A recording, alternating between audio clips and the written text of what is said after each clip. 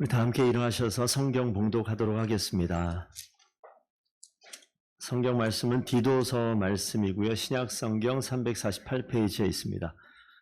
앞에 화면에 뜨는데요. 1장 5절에서 9절 한 절씩 교독하고 마지막 절은 함께 봉독하겠습니다. 1장 5절입니다. 내가 너를 그레데에 남겨둔 이유는 남은 일을 정리하고 내가 명한 대로 각 성에 장로들을 세우게 하려 함이니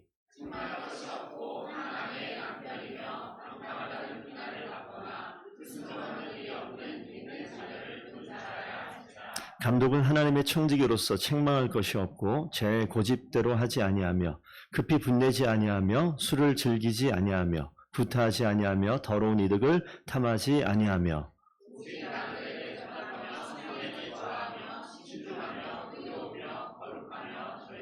함께 읽겠습니다. 믿은 말씀의 가르침을 그대로 지켜야 하리니 이는 능히 바른 교훈으로 권면하고 거슬러 말하는 자들을 책망하게 하려 함이라. 아멘. 하나님 말씀입니다. 잘 앉으십시오. 저희가 계속해서 직분이라는 큰 주제 가운데 오늘 장로 세우기. 오늘 말씀 끝나면 더번께도 장로를 세우나요? 이렇게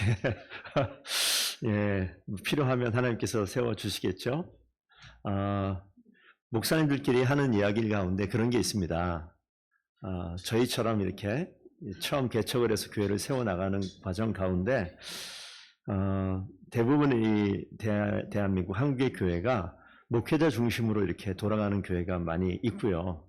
침례교 같은 경우는 장로가 없어요, 사실. 우리나라 같은 경우만 우리나라 문화 때문에 침례교도 장로 안 세워주면 교회를 옮겨버립니다.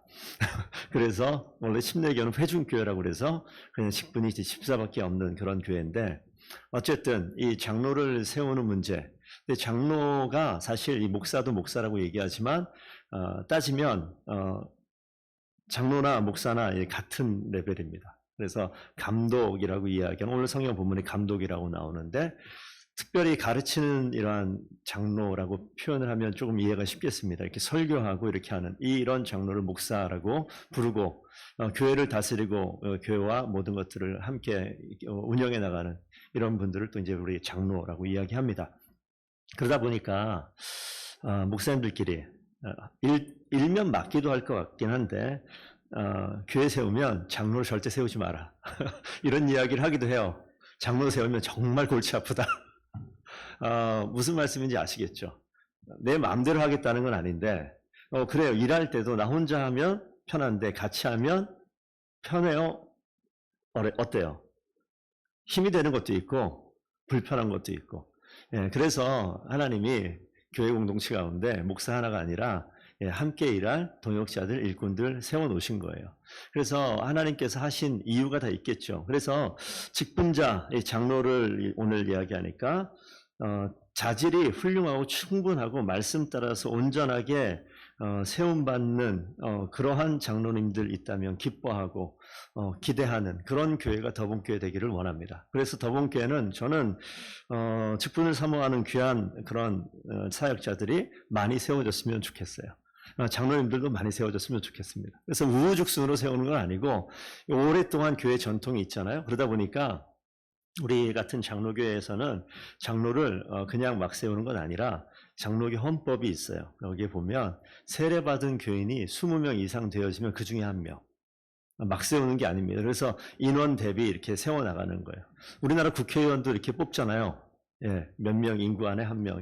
이 장로교 제도 가운데서 나온 이 정치 제도입니다. 어쨌든 그런 상황인데 오늘 이 성경 본문 디도서 그리고 디모데 전서에도 나오는데 이 장로 감독에 대한 이야기가 등장을 합니다. 그래서 오늘 이 말씀을 좀 잠시 보겠는데 자 화면을 잠깐 보시면요. 성도님들 혹시 이 지도를 익숙하게 아시는 분 계십니까? 나 이 지도 딱 봐도 그냥 알 것 같다. 어딘지. 제주도인가요? 지중해? 예. 지중해 맞아요. 지중해. 여기가 이제 지중해인데. 그러면 지금으로 따지면 여기 그리스가 되고요. 이쪽이 터키가 되고요. 저 로마는 이태리 알겠죠? 또 이쪽 가게 되면 이쪽이 어디입니까? 예루살렘이 여기. 여기 밑으로 내려가면 사우디아라비아고, 여기 밑에가 이제 아프리카 대륙이 되겠죠. 그래서 빨간 동그라미 되어져 있는 저 부분이 오늘 등장하는 그레데라는 곳입니다. 그러니까 이 지중해 연안으로 삥 둘러서 성경이 기록되어져 있는 이 시대는 로마가 통치하고 다스리는, 그러니까 전체가 다 로마 땅이에요. 그러니까 우리가 이건 상식으로 아셔야 돼요. 교회 안 다녀도. 로마가 통치하고 있는 그 당시 문화는 로마 문화라고 얘기하지 않고 그리스 문화, 헬라 문화라고 얘기합니다. 그래서 저기 있는 모든 사람들은 분명히 라틴어, 로마라고 이태리의 라틴어를 쓰는 것이 아니라 그리스 말, 헬라 말을 쓰고 문화 자체가 헬라 문화권으로 묶여져 있는 그런 상황이라고 그거는 이해하셔야 돼요. 그렇게 알고 계셔야 돼요.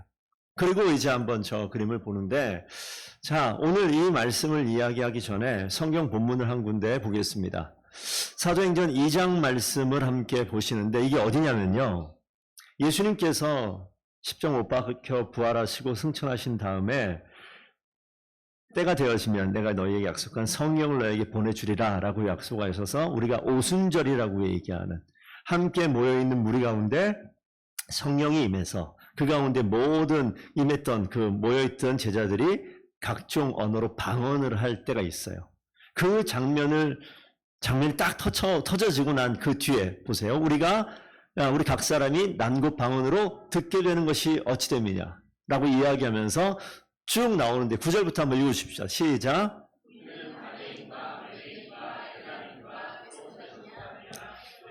갑바도기와 본도와 아시아, 부르기아와 밤빌리아, 애국과 및 구레네에 가까운 리비아 여러 지방에 사는 사람들이 로마로부터 온 나그네 곧 유대인과 유대기에 들어온 사람들과 아라비아인들이 우리가 다 우리의 각 언어로 하나님의 큰 일을 말함을 듣는도다 하고, 여기 보면 그때 예루살렘에 와 있던 그레데 사람들이 있어요.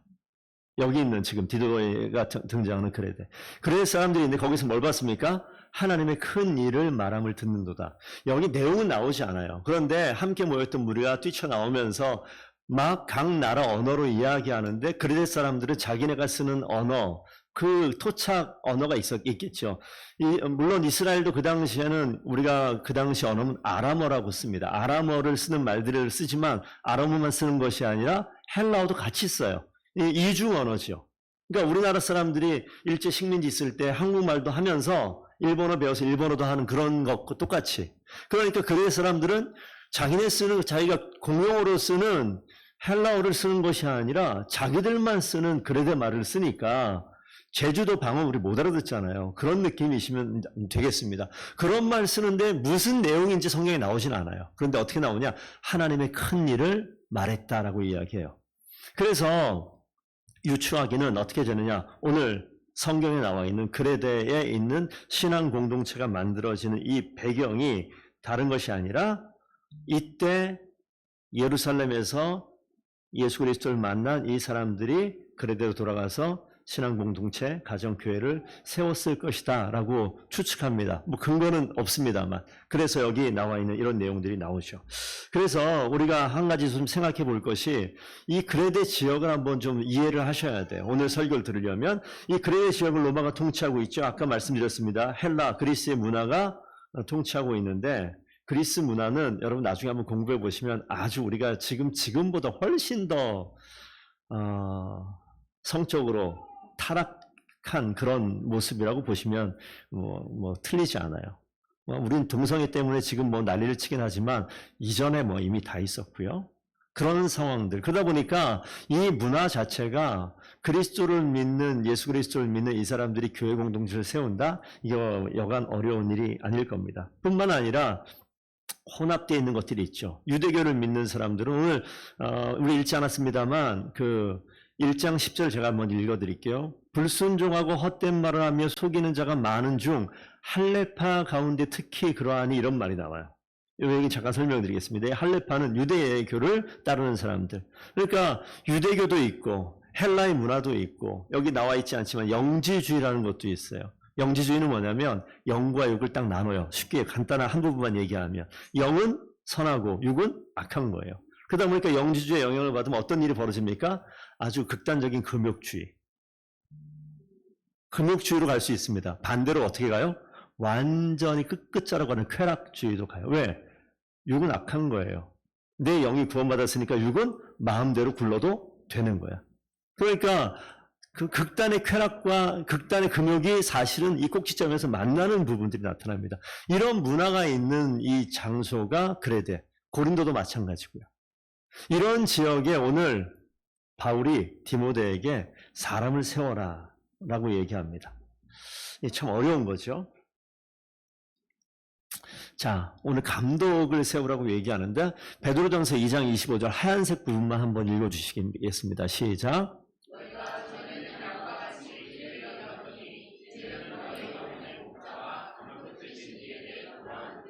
우리 이 자리에서 시간이 지나서 교회 우리 안수 집사님 장로님 되실 분들 한번 이거 개념을 좀 머리에 넣어두세요.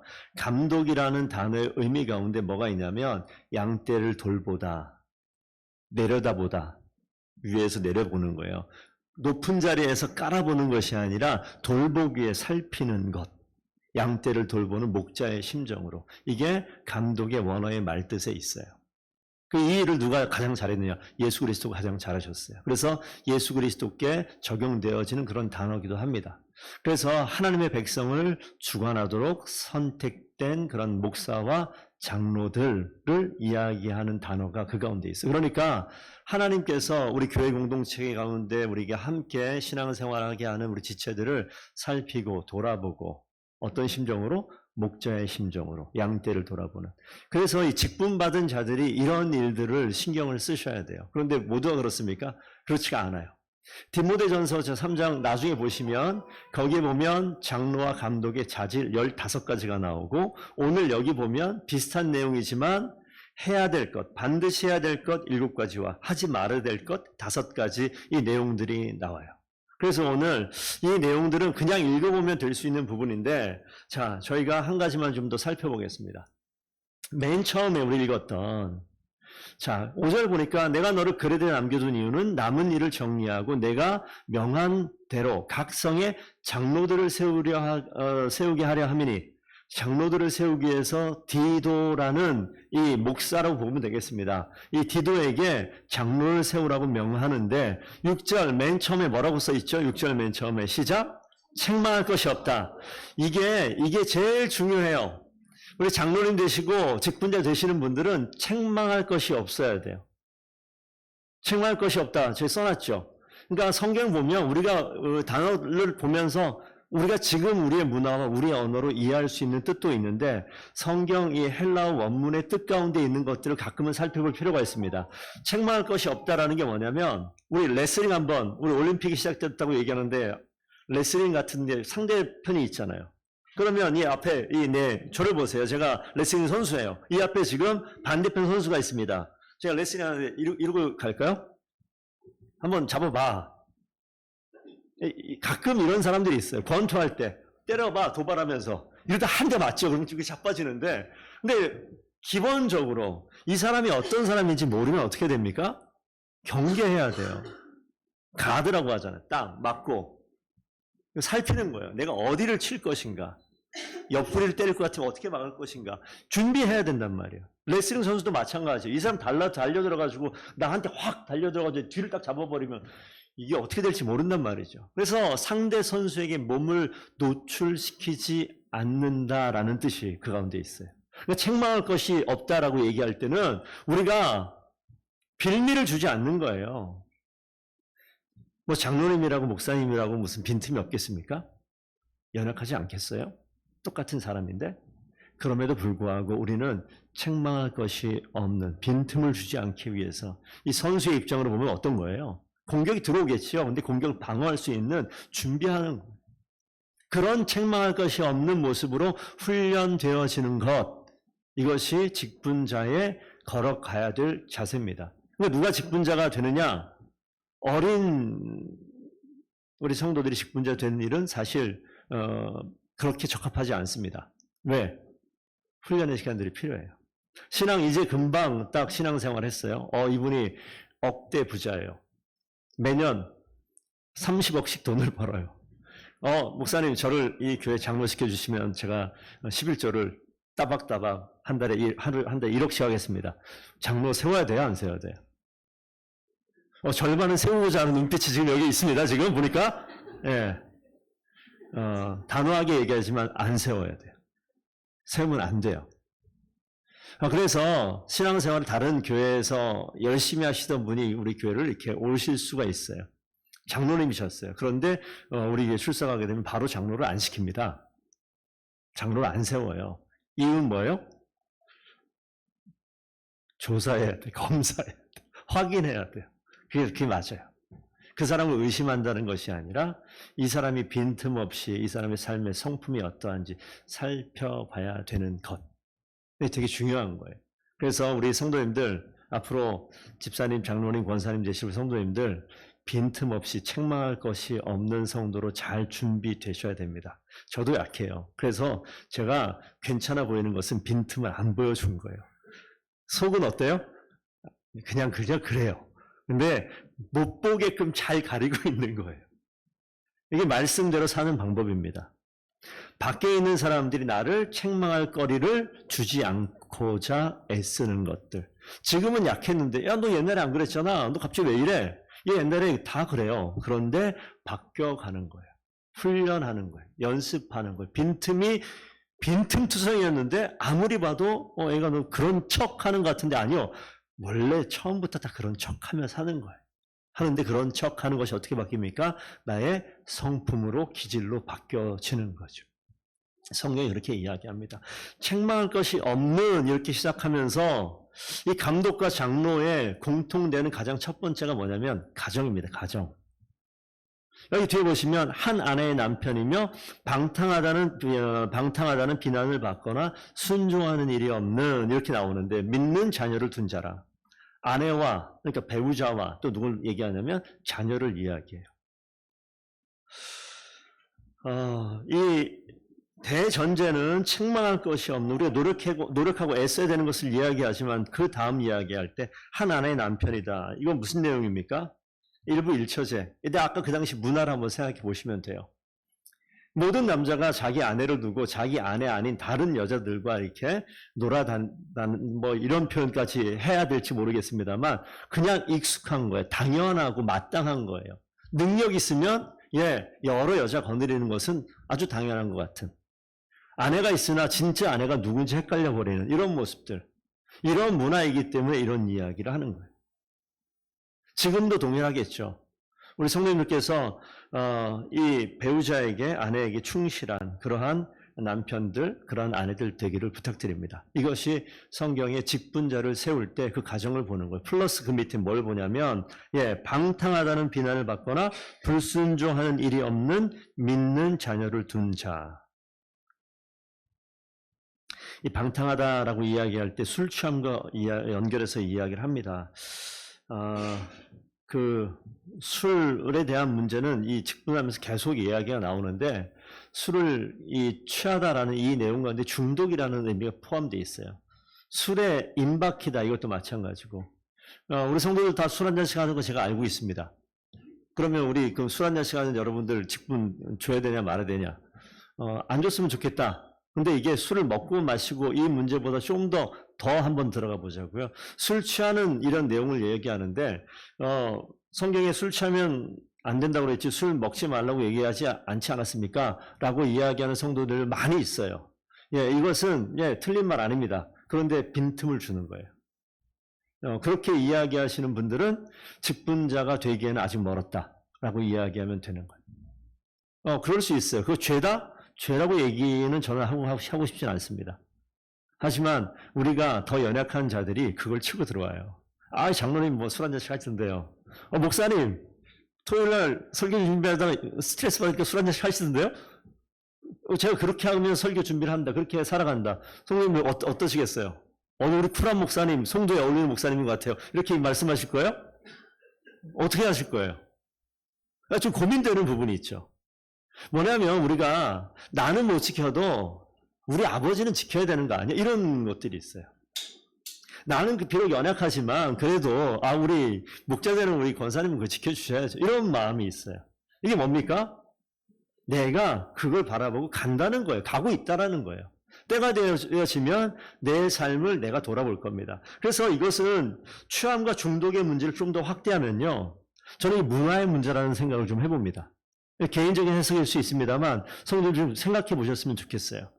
이 당시 그레데 이 헬라의 문화를 조금만 생각해 보면 술 취함보다 더욱더 큰 죄악들이 이 가운데 있는데 문화는요.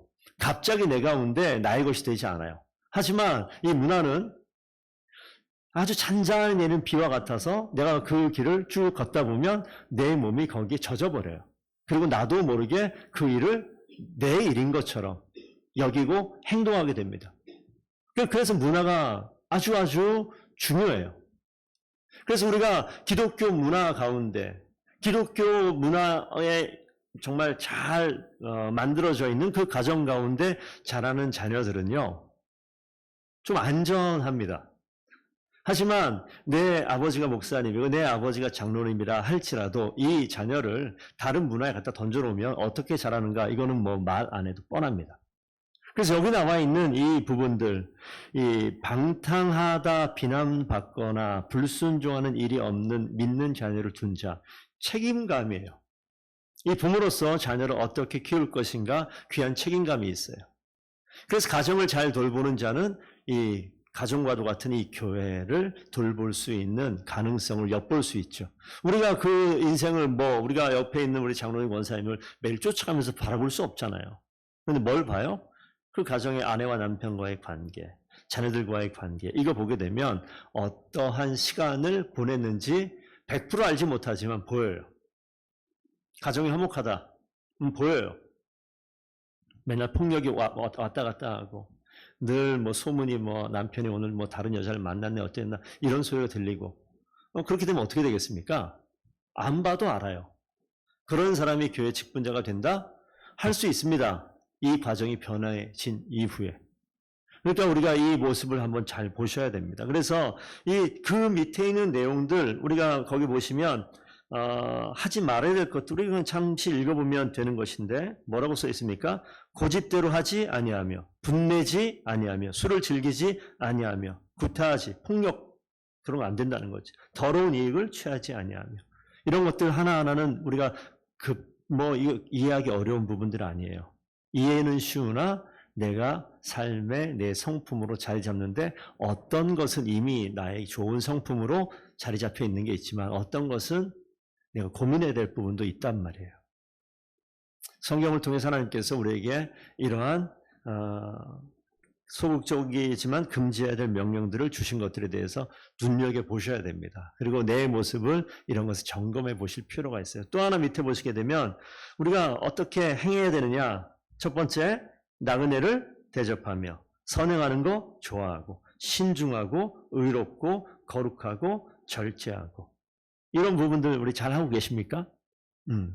그런 성품과 그런 품성이 우리 가운데 있는 그런 분들 이걸 위해서 애써야 된다고요. 상대방에서 공격하는 거예요. 딱 보고 어디가 약한가 보고 있다가 절제가 약하구나. 거길 건드려요. 쉽게 분내는구나. 거길 건드려요. 왜요? 계속 건드리면서 뭐합니까? 조심하라고. 나를 책망해서 넘어뜨리고자 하는 게 아니에요. 이게 약한 거야. 이게 약한 거라고 계속 보는 거예요. 그럼 어떻게 합니까? 나는 매번 경기에 나가는 선수예요. 근데 나갈 때마다 이 절제 때문에 늘 얻어 터져가지고 게임 끝나고 지고 오는 거예요. 다음 경기 또 나가. 뭘 준비해야 돼요? 절제 준비해야 돼요. 하나님께서 이 사회 가운데, 이 보통 일상 가운데 살아가게 하시는 이유가 있습니다. 그 삶의 자리에 나의 연약한 것을 못 보게 하는 게 사단이 하는 일이에요. 그리고 그 유혹 가운데 빠지게 하는 게 사단이 하는 일이에요. 그런데 우리는 어떤 음성을 듣습니까? 사단의 음성이 달콤해요. 그리고 내가 익숙해요. 그러니까 그 자리에 머물러 있고 계속 있게 되어지면 그런 자리에 있는 사람을 하나님께 충성스러운 일꾼이라 이야기하기 어렵죠. 그래서 오늘 말씀을 통해서 내 삶을 점검시키는 시간입니다. 그럼 이 말씀을 보며 이런 연약함이 있는데 나는 어떻게 할 것인가? 이런 고민 한번 생각해 보셔야겠죠. 그러면서 맨 마지막 7번째 뭐라고 나와 있냐면 밑분 말씀의 가르침을 그대로 지키며 이렇게 나와요. 밑분 말씀의 가르침을 그대로 지키며. 여기 본문 가운데 한번 성경 말씀을 좀 보겠습니다. 로마서 16장 17절 말씀 화면에 떠 있는데 한번 한 목소리로 읽어주시겠습니다. 시작. 형제들아 내가 너희를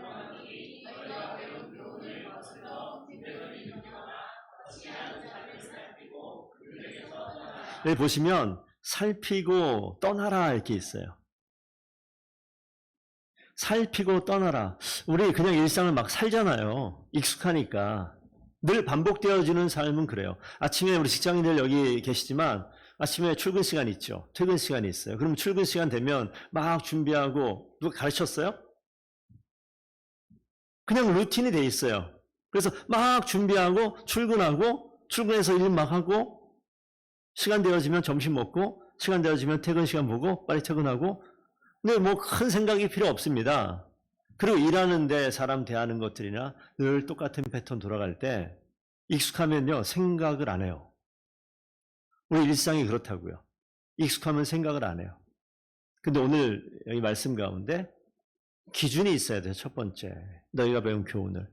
그러니까 정말 중요한 것이 성도님들 예배 오셔서 설교의 시간 통해서 말씀을 듣는 것 안 듣는 것보다 훨씬 필요합니다만 우리가 하나님께서 주시는 말씀을 이 시간 들었다고 이 문 밖에 나가게 되면 오늘 얼마나 기억하실까요?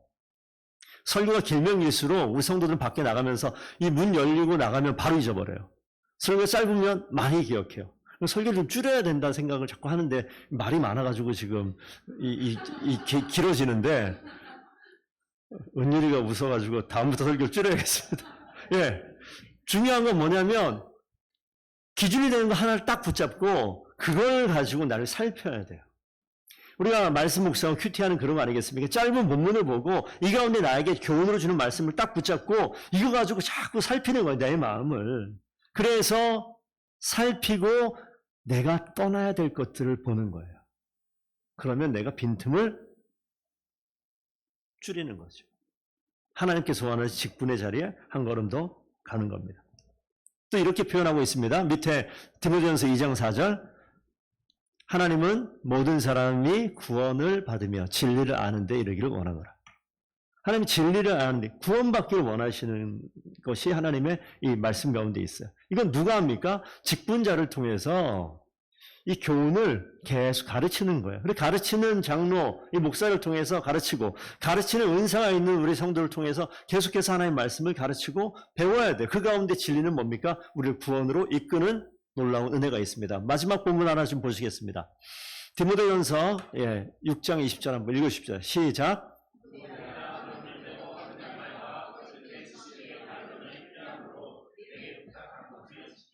부탁한 건 말씀의 부탁이라고 얘기하는데 디모데후서 1장 14절 봐도 우리 안에 거하시는 성령으로 말미암아 내게 부탁한 아름다운 것을 지키라. 여기 보시게 되면 말씀의 부탁은요. 여기 헛된 말과 거짓된 지식과 부딪혀요. 하나님의 말씀 없으면 이게 헛된 건지 이게 어떤 건지 구별이 안 돼요.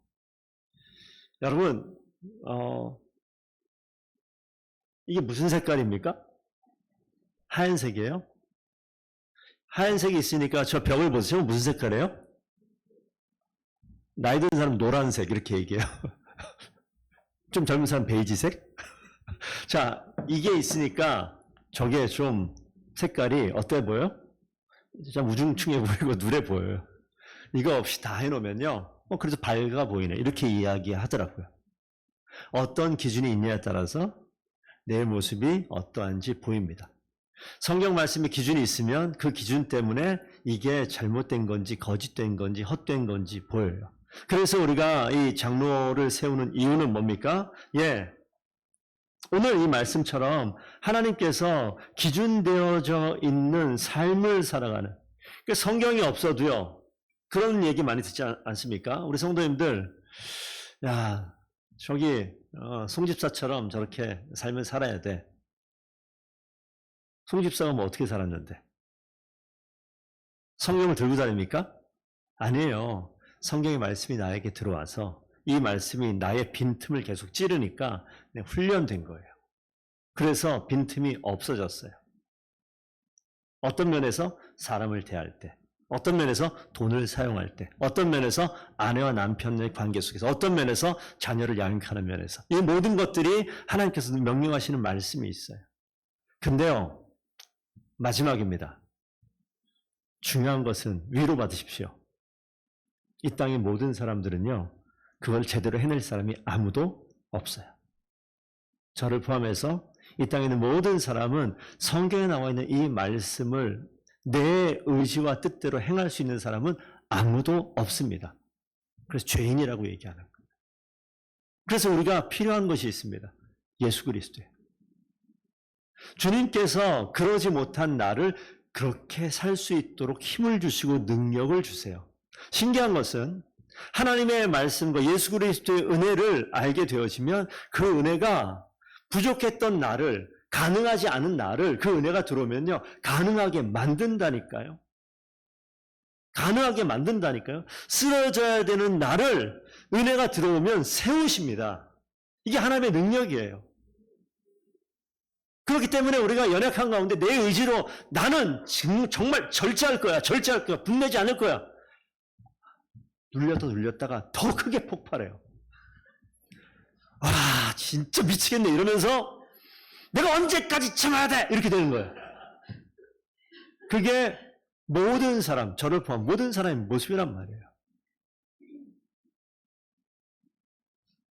이 부분을 생각하셔야 돼요. 그래서 그때 쓰러져 있는 나에게 온전하게 하나님께서 일하시는 방법은 뭐냐면요, 하나님의 은혜를 기억해. 하나님의 은혜가 우리 가운데 충전돼야 됩니다. 그래서 말씀을 쭉 보다 보면 말씀 가운데 부족하지 않은 나를 막 드러내요. 창피하고 정말 이게 나네, 이게 나네. 어떡하지? 하나님께서는 이걸 죽이는 것이 아니라 살리신다고요. 그 나를 드러내서 아무것도 할 수 없는 부족한 나를 알게 하고 보게 하고 고백하게 하고 주저앉게 만드시더니 끝내는 주님께 손을 내미시는 거예요. 양떼를 돌보시는 목자가 하는 일이 뭡니까? 저 밑에 혼자 처박혀 있는 그 길 잃은 양.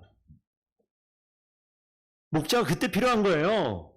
풀 잘 뜯어먹고 잘 놀고 있는데 내버려 두면 되는 거예요. 목자는 무슨 일 합니까? 저 밑에 길 잃어버리고 목숨이 왔다 갔다 하는 절체절명의 위기에 있는 그 양을 주님이 오셔서 끌어내신단 말이에요.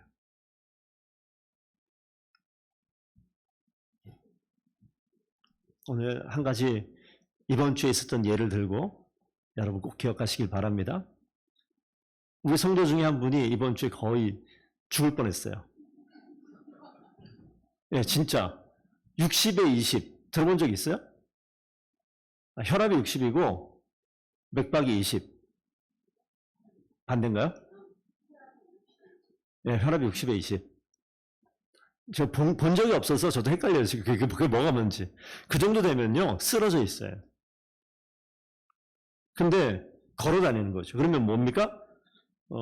조금 과장하면 죽어야 될 사람이 돌아다니는 거예요. 자, 병원 가면 뭐 하죠? 당장 뭐 조치할 거 없이 바로 링거 꼽아가지고 수액을 집어넣어요. 왜? 탈진한 거기 때문에 그렇습니다. 그러면 신기하게 쓰러져야 되는데 점점 살아나게 되어지는 그런 일들이 있어요. 하나님의 말씀이요, 은혜가 그런 거라고요. 우린 다 그런 인간이에요. 그런데 괜찮은 척하고 돌아다니는 거예요.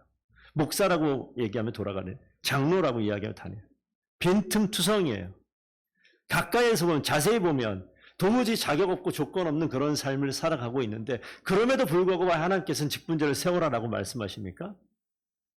이거는 너가 여기 보면 도덕적으로 뭔가 흠결이 없는 사람이 세워질 것처럼 보인다라고 여길 수 있는데 아니요, 성경을 좀 더 보게 되면 그렇지 않아요. 이 모든 것은 주님께서 그 판을 깔아놓으셨기 때문에 이 일이 가능한 겁니다. 그래서 주님의 은혜를 공급받아야 나의 부족한 가운데 하나님께서 나를 세우셨구나. 내 능력이 아니에요. 예수 그리스도의 은혜고 주님이 주신 놀라운 능력이고 그렇기 때문에 세워져 가는 것을 알게 되면 은혜를 안다는 거 너무너무 중요합니다.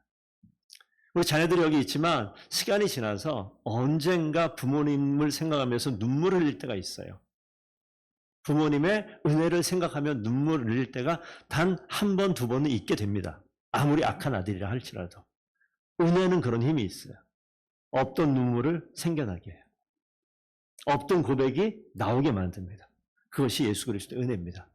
직분자는요, 이 모든 것 채워졌다라고 자랑할 것이 아니라 뭘 기억해야 됩니까? 이 모든 일을 행하기 위해서 죄 가운데 있는 가능하지 않은 나를 가능케 하기 위해서 대신 죽으신 예수 그리스도의 은혜를 기억하는 그런 마음의 중심이 있으셔야 됩니다. 우리 성도님들 이제 말씀 맺겠습니다. 한 주간 살아가시며 우리 이것만 기억하고 가세요. 앞에 보세요. 절 보세요. 이 모습만 기억하고 있으세요. 예? 말씀 다 잊어버렸다. 이게 뭐예요? 준비해야 돼요. 책망할 것이 없는 빈틈투성이에요. 이번 한 주간 사시면서 나의 빈틈을 보게 될 겁니다. 이 빈틈을 하나님께서 채우기를 원하실 거예요. 우리 나가시면서 이러면서 한번 10전에 한번 하자고요. 네. 그렇게 한 주간 살아가셨으면 정말 좋겠습니다. 하나님께서 우리의 삶을 이미 약속하셨어요. 우리 모두가 정말 이 직분을 사모하며 하나님께서 기뻐하시는 귀한 신앙생활 잘하는 하나님의 성도들 다 되기를 축복드립니다. 기도하겠습니다. 아버지 하나님 감사드립니다. 하나님의 은혜를 사모합니다. 자격 없고 능력 없고 아무런 조건도 없는 저희들을 불러주셔서 하나님 자녀 삼으셨기에 그 은혜에 감격하여서 하나님 주신 명령 순종하며 나아갑니다. 직분을 사모하게 하시고 주의 말씀을 지키려 애쓸 때에 나의 의지가 아닌 하나님의 은혜 때문에 감격으로 인하여 주의 말씀 순종하며 살아가는 귀한 주의 자녀들, 다분교회 성도들, 직분자들 되게 하여 주시옵소서. 감사하며 예수님 이름으로 기도합니다. 아멘.